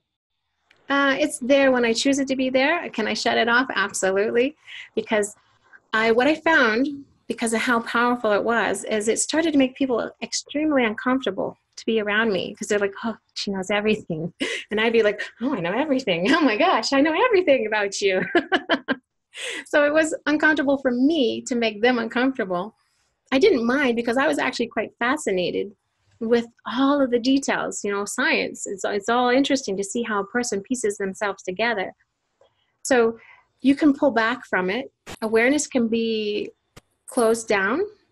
I mean, think about it. That's why people aren't telepathic. It's because they are closing it down. But here's the thing. This is really interesting, because it's always there, whether you are aware of it or not. You're just narrowing your focus so that you're not fully aware in your conscious thoughts about what's always there. That's another, people walk into a room and they'll say, oh, I like that person. I don't like that person, right away. When they haven't heard their voice, they haven't spoken to them, nothing. They just suddenly, is it body language? Part of it. But telepathically, before you even walk in the room, if you're telepathic, you know, oh, I'm not going to like that person because they have this belief system and it interferes with my ability to be okay. So suddenly I don't like that person, and I have no real reason to say it. We get along great when we're talking, but I still feel like I don't like them. So these are some of the things we have to do too, is teach you what is it you're really doing that you're unaware of, because you are already using these abilities. Teaching telepathy to another person is really simple. It's just awareness techniques and having them realize that they're already doing it, and practicing with somebody so that they can learn to translate what they're experiencing into a vocabulary. And that's all we have to do to get somebody to realize they're already telepathic. We all are. And do you think the awareness of telepathy is something, for example, right now, if everybody on the planet was telepathic, with all of the suffering and crazy thoughts people have in the world, it would probably be a very tumultuous world to have that amount of full access to telepathy right now? Do you think that? I think it would go the other direction, actually. Yeah. If telepathy was wide open, you wouldn't be able to hide. Anything you hide, you crave. If you can't hide it, then the craving goes away. So, for instance, a pedophiler, why does that happen? Well, they have something they don't understand. They start to hide what they don't understand. And over time, it becomes a craving, and they act on it. If there's energy flow, that doesn't happen. It's astonishing how much the flow of energy affects every detail of everything that we do. So to open telepathy and have free flow of thoughts, you can no longer hide behind a social nicety. You can't pretend that you're okay with something when you're not. It would actually fix a lot of problems, because so much pain and confusion comes because somebody has a facade. They're not their truth. You take away that facade, you're your truth now. And here's the interesting thing. Everybody comes from love. The problem is we start putting too many layers on top of us and who we are, and you can no longer see that love after, say, thousands and thousands of moments of having a bad experience. But when you take all of those layers away, we can recognize. So I believe what would happen if full telepathy was suddenly available is that we would become more compassionate.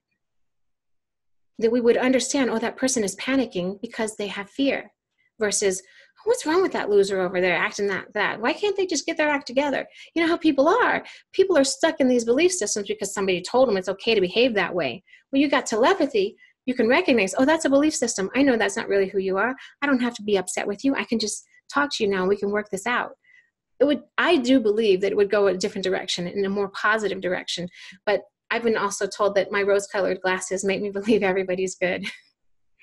Are you observing that more and more people are starting to have these awakening experiences and coming into these higher spiritual awarenesses or spiritual gifts? Is that accelerating in some way?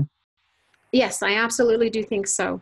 In the past, when we've tried to accomplish full body ascension, we've had little groups, that were holding that vibration, and they've done amazing things, but we didn't bring the whole world along.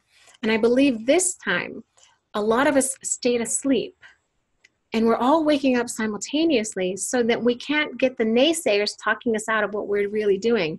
Because think about the hippies that had it right for a while. And then other things went in a different direction, and they were told, oh, you can't live this your whole life like this. Well, the naysayers talked them out of a good direction. I'm not saying all hippies had it right, but there were enough of them that we could have had a really great experience going on if they'd have been left to keep going. Well, they got talked out of it. Oh, no, you got to get serious one day. You've got to make money and raise your family. You have to.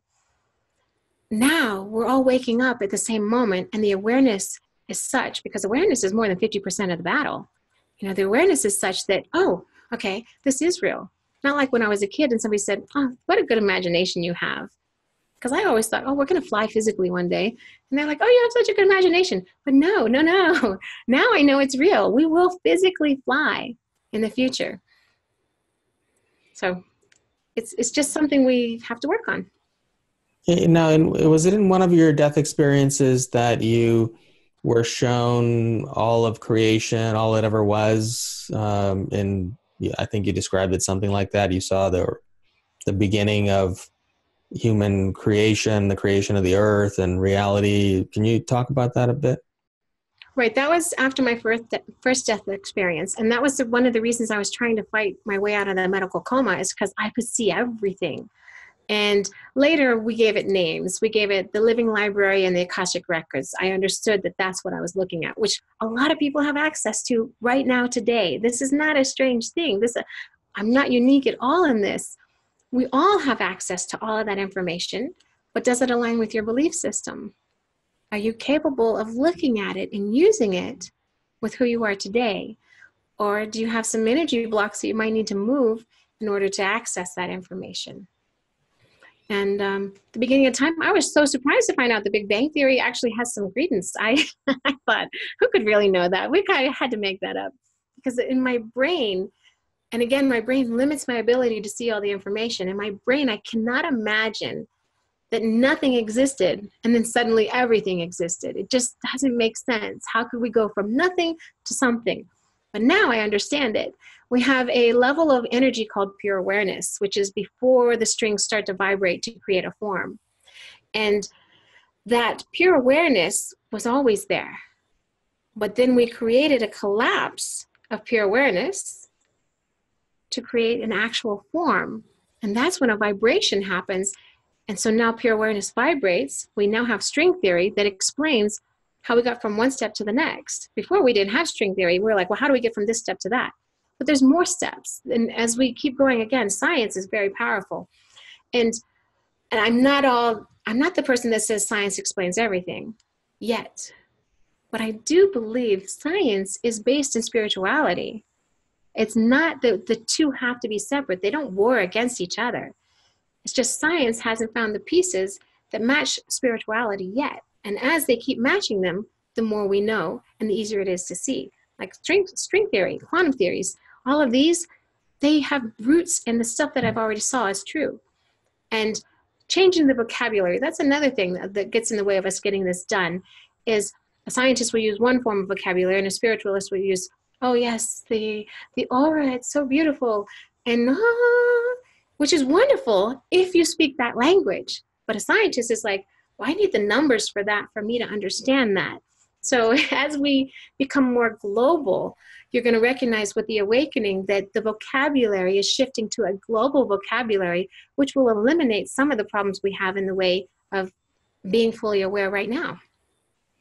Is there any truth to a lot of the ancient texts and stories of myths and in ancient mythology like Zeus, or even a lot of the writings in ancient Indian texts about supreme beings who lived on earth once, sometimes for tens of thousands or hundreds of thousands of years, and had very advanced civilizations. Were you able to see any of that? I've had some very interesting experiences. So that's another really good question. I meditated a lot after those death experiences because it was the only way I could get my energy away from my belief systems. So I would meditate, 2 to 3 hours at a time. And in doing so and leaving my body during those meditations, I ran into some very interesting characters. There was things that I didn't even believe could possibly be real. And then I had these firsthand experiences. And so, yes, I had one where I went into this 3-story tall building. The inside of it was empty as far as like there was no walls inside, but there was 3 stories because it had railing all the way around. And in that building, there was a very large woman sitting that looked like she had multiple arms. Now, there's a deity that has multiple arms. I didn't study any of this information. I had no reason to believe anything other than this is interesting when I was there. And what she did is she gave me, I call it a dew ball, but it was like water, but it looks like a crystal ball. And she offered it to me. And in comparison to what my energy was and what her energy was, I was very animalistic. It would be like me offering a wolf a treat. He'd come at me like that.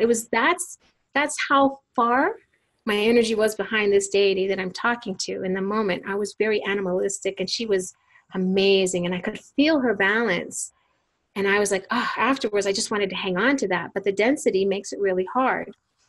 But another thing that happened while she was offering me this dew ball was this blue guy with arrows came chasing after me and shooing me away. And how strange is that? She was protected by something. Now, I didn't know anything about these. I just started telling my kids these stories of these adventures I was having on my meditations. And they currently were studying things about Greek mythology and Hinduism. And they said, "Oh, Mom, I know who you saw. I know who you met." Another one that I met was really obvious. I was just out in the middle of the universe, just moseying around, out of body. And somebody came up to me and she says, "I'm Om, and I'm the physical form of Om. I am the sound of the universe." And I was like, "Is that a real thing?" And absolutely. It turns out that's real too. The I am process, being I am, that is another thing I found in meditation. I found these things before I ever read about them, before I was ever taught about them. I had no connection to them. So I have to say that, yes, these things, these myths, they're based in truth. Now, have we changed the stories a little? Absolutely, we've changed some things. But there's enough facts there that you can recognize them when you have the experiences. So how did some of these ancient civilizations manage to build these huge structures around the world that still exist today, in some cases tens of thousands of years later? What was their technology or ability to do that, which we can't quite replicate today? Okay, that would go back under the one of the first ascensions that happened. And why did they need to ascend off of the planet to begin with? So think about Atlantis and how we're always looking for the lost city of Atlantis. Well, they fully ascended, but they ascended into light beings. They didn't keep their physical form. So they were capable. They had technology. Just like today we have technology. It's not, everyone wants to look at how did they do it? It must be so masterful. No, it's just technology for their generation. Are they alien? Of course they're alien. We're all freaking aliens. Sorry. Excuse my language. We all are alien. There's not a single being on this planet that always existed here. We all came from somewhere else. One of the things I realized when I first channeled, my very first channel was about my own family, to see what is this, what's the reality, what's really true. And out of my 6 kids, one of them is a being that's only here one time, and they will never come back again, and they have many tentacles. Now, I never looked into any alien things, but when you look at it now, you can find aliens that are multi-tentacled. And when I asked, why are you only here once? And my child said to me, "Well, the love I'm used to experiencing doesn't exist here, but I'm here to have this experience, and I will never come back because it is too harsh." Again, that's another thing. So when you look at alien life forms that have had none of the suffering that we have. For them to come here, it's really hard. And to bring technology to us and rescue us, again, it can be too hard. They can't get into this space without being corrupted. And I believe, if I were to put my finger on it, and I haven't done any research on this or anything, just my own thoughts, that I believe the reason we're not being rescued today is because the density is such and the corruption is such that it will basically kill them. So the beings who could have lived here and lived for 10,000 years can't come to the surface of our planet today because we have all of this energy shooting and flying around from one of us to another. And the ether is so full of this heavy, dense energy that they will die. So when we can rise and ascend into our own bodies and stop all of this stuff that we're doing to our environment, they'll be free to come back again. And then we'll have the communication and the connections. So is there a reason why the Earth is so dense? Is this just something through our own free will we created, or was it created to be a dense place, or this third dimension to be a dense reality for us to have certain kind of experiences that were necessary for evolution? What I've been able to piece together, and this is a guess, and I don't normally share guesses, but I think this is a good place to share one. What I've been able to piece is there was a timeline that the Earth was on, traveling through the universe, and it went into a space of density. And when that happened, our connection to divine energy was broken. It lasted a lot longer than expected. And the help that was sent, the first group, say maybe 100,000 people, like if you think of it this way, like a ray gun shooting the energy of them to the surface of the planet.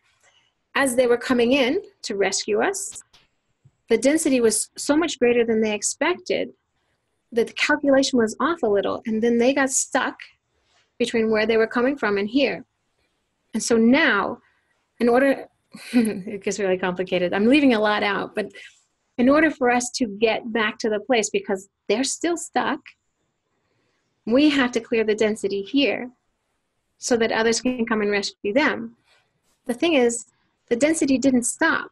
We were disconnected from divine energy. We created what I call the universal conscious mind, the UCM, which is like a shell around the earth, and is our own form of divinity. And that's how we all interact and connect all the time. We're constantly using the UCM, universal conscious mind, to communicate. That's part of a telepathic patterning as well. And what has to happen is more of us have to reconnect straight to divine light, divine energy. And in doing so, we can adjust the energy here, and we'll get rid of the UCM. And I know what I'm telling you. I know the history I'm telling you, but I forgot the question I was trying to answer. The information, hang on, what am I trying to answer, Ethan?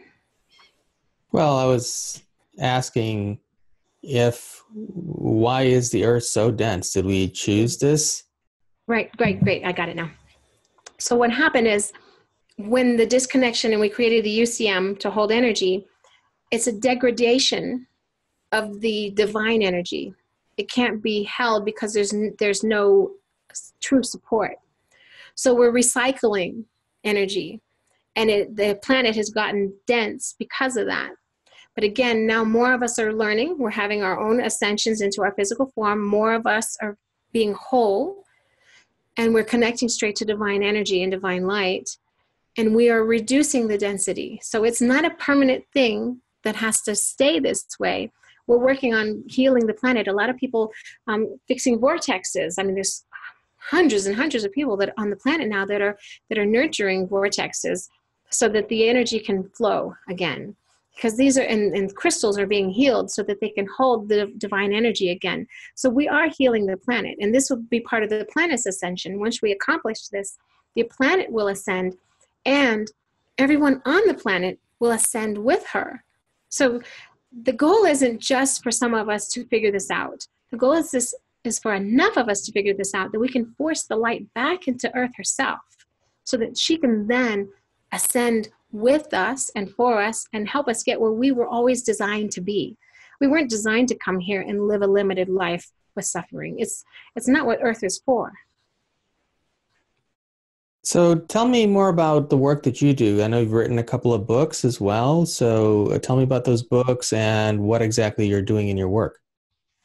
Well, the I've written only one book that's out. I'm working on a couple of others right now, but Death Awakening to Life is the first of my series, which talks about my three deaths in detail. And the work that we're doing right now is working on what we call the study. And the study is a way to hone the talents and skills necessary for an individual to have their own full body ascension. And again, ascension is real and it is happening, but we want everyone to come along. We don't want to lose people this time. So myself and hundreds of others on the planet are doing this, working to find a way to explain to others, how can you have this ascension? How can you live in a joyful life? How can you end your own personal suffering? And that's what the study is for. We have had many, many people have an experience with the information and be able to suddenly go, aha, I get it. And life just changes. And if not overnight, for some of them it is an overnight thing because they get it that clearly and they're able to hold the vibration. But others, it takes us a while. I mean, for me, some things were instant, but there were other things that just, like being too selfless.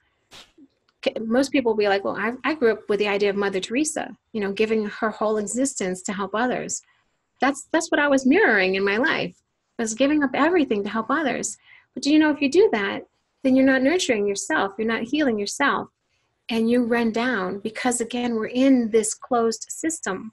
If we were connected straight to divine light all the time, we absolutely can do that. And that was something that she mastered in her lifetime. So the eventual goal is to have communities. And in these communities, people will be living this lifestyle. And then somebody who wants that, who wants the change, will be able to come in and experience the vibrational change. And it'll make it easier and faster for them to achieve the same things that we've taken years to get to. A second thing that we're working on is a wellness hospital where everything is integrated. So these are our future plans that we are currently working on, and that's taking up most of my energy and time right now. So where do people find out about you and your work, and if you're doing events anywhere, if they want to come see you in person? If you go to ChristineContini.com, it links to all of our different websites and things that we're doing. Now, you described, we touched on this early on, that you were shown that the future of the world is actually going in a much better direction and a lot of things are going to work out. And that's why you chose to stay here. Can you share a little bit more detail about what you do see happening in the future? Well, I can, but it won't make much sense because it's like this. You see the beginning of the picture and the end of the picture, and you won't know how you get from one place to the other. But I can give it like examples. So a person who's an EMT will know how to stop blood from flowing in the human body so that a person doesn't bleed out when they pick them up from a traumatic experience. I mean, this is real stuff I've seen as future experiences that will be happening, that we will be working, again, hand in hand with the medical field to get rid of disease and illnesses. When you have a symptom, instead of waiting until it manifests as a physical issue, you'll know how to address the symptom so that the energy doesn't stop flowing. By the time you have physical pain, your energy's been blocked in an area for quite some time. It's not an overnight thing. So by the time I had multiple sclerosis, I'm looking at 12 to 17 years of blocked energy before my symptoms even manifest in the physical form. Eventually, we will understand all of the energetic system and be able to teach every human being who they are physically so that they don't have to have disease. So once we get rid of a lot of this, so think about this. When you're overtired, you're cranky and you tend to overreact. And when you overreact, somebody else gets their feelings hurt. So we're going to take all of these patterns that are being perpetrated over and over in our reality, and we're going to stop them because we're going to be well. You're not going to be overtired. You're not going to be fighting over something that actually isn't important. Your narrowed focus won't exist anymore because you'll be fully connected. The concept of I am isn't me being you and me not existing anymore because we're just one. It's me being the expression of this way of who we all are, you being the expression that way of who we all are, and all of us getting along because we can see the whole picture. There's no judgment, there's no resentment, there's no attachment, there's no conclusions that are negative. Everything is synchronistically connected. I mean, my life is so synchronistic that I take very little effort to do anything anymore. It's so easy to live this way versus I remember how hard it was. And I never, ever want to go back to that. And that's the reason I stayed, is to make sure other people can get out of these holes that they're in and actually live the lives we're meant to be experiencing. When you use an example like the EMT being able to prevent someone from bleeding, is this a technological solution you see coming about, or somehow we develop spiritual abilities to be able to do these things? It's a physical ability we actually already have. After my first death, I remember I looked at a paperclip and I thought, oh, I can move that with my mind. I thought, but that takes a lot of work. It does. So what happens is when you have full free flow of energy, the energy is there to support it. But when you have too many blocks, your energy is going in these other places just to sustain life. So as we remove all of these energetic blocks and we have all the energy our body needs, I can pull from the ether or from divine the energy I need to stop the flow of blood in that person's body. It's not a maybe. This is something we could do today. So I'll give you, for instance, one of the rotator cuff surgeries I was on, they ended up, and I'm not in the room with them, I'm just telepathically connected. They ended up cutting her arm open and doing things because the damage was worse than they expected. It's only supposed to be 3 little holes.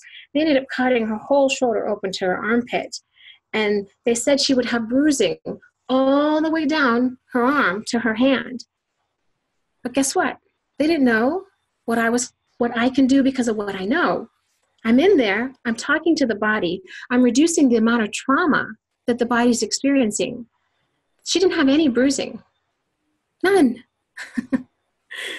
So we're capable of this already. It's just opening the space to have enough energy to do it, because that kind of work is exhausting right now for us. Eventually, it'll be just like snapping your fingers. Oh, that needs to float in the air. Oh, there you go. Got it. Oh, I need to fly 600 feet up and work on the side. Oh, there, done. We can do it. So I'll give you something that gave me faith, which was it was quite an odd experience. And I think we can probably end with this. I had a call from the future. So remember, after the 3 deaths, I knew I wanted to be here, but I didn't know for sure if I wanted to continue doing this work. Because again, it was really disheartening to know something and not be able to help somebody because they couldn't understand what I know. And I was just about ready to give up. And I'm sitting there in bed and I hear ring, ring, ring, ring. I'm like, oh, that's an old phone sound. And we already have cell phones. I don't have an old school phone in my house. And I hear this ring and I'm like, hello? And somebody answered. And they're like, hi, Grandma. And I'm like, and I'm conscious. I'm not meditating. I'm fully conscious and I'm fully awake. It was such a startling experience. And they said, we just want to let you know we're so proud of you. You just got to keep up the good work. We know you can do it. Keep going. There's little kids telling me these things. And I'm like, okay, thank you. And it's really weird feeling this and hearing this. And then I hear my daughter, Sindel. Now, at the time, Sindel was probably 10 years old. And she feels like she's about 30 years old. And she says, hi, Mom. We just want to keep giving you support. Don't give up. We've got your back. This is, going to keep going. And, the words are a little different. They change with, however I'm thinking when I tell this story. But the concept is the same. And then I was like, oh, wait a minute. What about Mary, who was my mother-in-law? And she's like, oh, that's so nice you thought of me. Because at the time, her and I weren't getting along when this call came in from the future. And she, too, felt like she was about 30 years old. And I thought afterwards, let me finish the call. So the littlest one, he's probably about 6 years old, and he wanted to tell things. And the older kids were about 8, 9 years old, kept saying, shush, shush, you can't tell her none of that. And he's like, but she wants to know. She wants to know. And it was just so cute. You know how it is when you have kids that you love, and I could feel love for them. I could feel they belonged in my family. And I could feel that Sindel was really struggling holding this call, because how much energy does it take to go from where they are in the future? And they're 4 generations down in grandkids. That's how many years into the future this call came from. And she said, Mom, this is all I can do. I got to go now. And I thought, wow, that was really interesting. I guess I better keep going. And they're telling me that this works out, and I know my daughter's signature, because remember, with telepathy, a part of it is the coding, and I could tell for a fact it was her. There was no delusion in my mind that this was absolutely my daughter calling me. And so I said, okay, well, that was enough for me. It's only like 9 o'clock, and I normally stayed up till 11 back then. And I said, well, that was enough. That was really a weird experience. And I turned everything off, and I laid down to go to sleep. And I hear the littlest one. He shows up. He says, Grandma, I want to show you something. And I said, what? And she's really adorable. And he says, we can fly now. This is how I know we can fly too. I mean, I've speculated on a lot of things, but this was the proof that was given to me. And he took me, and we flew. And I mean, that's as much detail as I'm going to share on it, but it was incredible. We didn't have a spaceship, as far as like, we didn't have a physical thing I could touch, but we had energy held in such a way that we could physically fly. And from what I understand now, which I had no idea then, there already are extraterrestrial beings that have these physical energy shields that they can put around us and take us into outer space. And we would call it a spaceship, but it's not like we would personally need today. If I make a spaceship, it has to be kind of like a car, and it's got to be able to carry me, and it's got to have controls. These spaceships aren't that way. And I believe what he used to help us fly was something similar to what they're using now to connect with us and to help us through what we're going through. And at the end, he brought me back, and he said, how'd you like it? And I said, that was really amazing. Thank you. He says, I knew you'd want to know. And then that was the end, and he was gone. So somebody would have told me that this was fantasy, that, oh, wow, you've got a great imagination. But these are real life experiences that I've had. And to me, there's no doubt. This is happening. And all we have to do is our part, each of us. We just have to keep going. We have to not give up. And we have to keep looking for what we need to be okay in our lives. And it does get very complicated. There's a lot of beliefs that we have to unlearn so that we can achieve this in our everyday lives. Well, thank you. Thank you very much for spending some time with me today and answering all those questions. It's been a pleasure to speak with you, and I'm sure we'll have you back again in the future. Thank you. It's been my pleasure as well. I hope you enjoyed this episode of Awaken Empower TV with my special guest, Christine Contini. Join me next week as we speak with another incredible individual who's standing on the leading edge and changing the world.